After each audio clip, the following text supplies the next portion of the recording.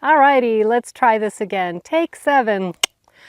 Today I want to talk about the difference between feeling safe, taking a risk, and being reckless. And those three things, they actually impact your opportunities to experience the growth that comes from developing the leadership skills that you need and affecting change at your workplace. Now, this past Saturday, I had a very embodied reminder of the difference between safe, risky, and reckless. My husband and I, we were driving east on I-10. We were heading from California into Arizona. This is our winter home. It had been a long day, and neither one of us had slept well the night before. Traffic was heavy. There were tractor trailer trucks. There were passenger vehicles. Everyone was moving fast. The speed limit was 70, maybe 75 in some places. And at one point I peeked over to look at the speedometer, and I shouldn't have done that, but he was driving 83 miles an hour. And we were closer to the car in front of us than was comfortable for me, even if we were driving 50 miles an hour. There was a tractor trailer truck on our right, and I could feel my body just tense up. And so I asked him, I said, honey, could you please slow down? And he said, when I get past these yahoos. Now, eventually, the car in front of us, it moved into the right lane. And then my husband, my darling husband, I love him so much, he sped up to 92 miles an hour. I shouldn't have looked. I know that I shouldn't have looked. But he sped up to 92 miles an hour to get around them. Now, by that point, I was literally shaking. I was just so tense.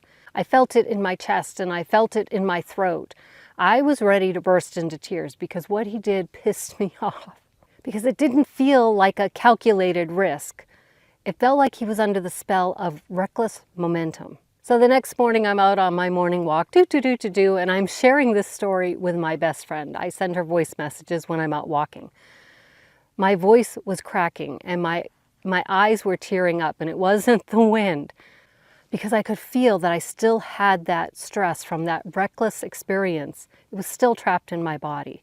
But as I was walking, something clicked, something changed, because I realized that most of the time I feel completely safe when I'm riding with my husband. Now, there are times when I can tell that he's taking a calculated risk. He's a much more assertive driver than I am.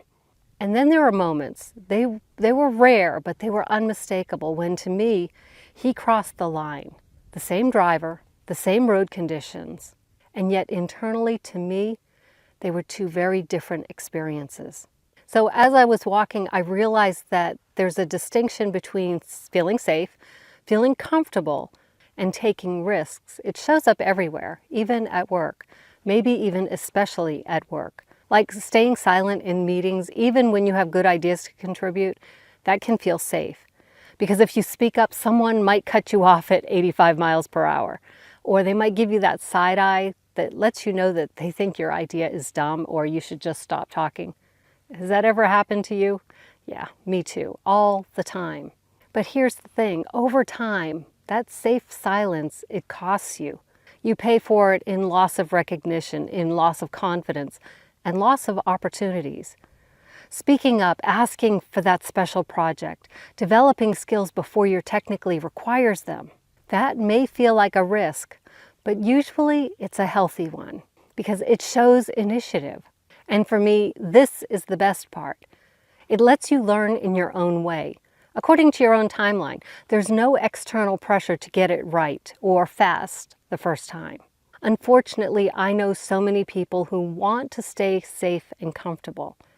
They were so risk-averse that the only growth they experienced was in the level of the resentment and frustration that they felt towards their managers, their coworkers, and their employers. And then one day, who knows, maybe they didn't sleep well the night before.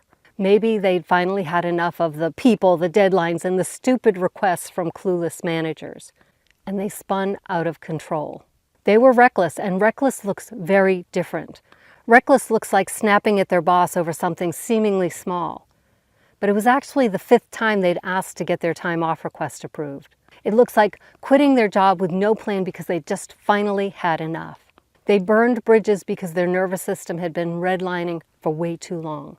And then they feel like they've totally messed up their lives and put everything that they've worked for at risk. Their families, their homes, their security, their future. So how do you avoid the dangers of reckless behavior? Well, first of all, try to always get a good night's sleep. It helps you keep your perspectives and your judgment in check.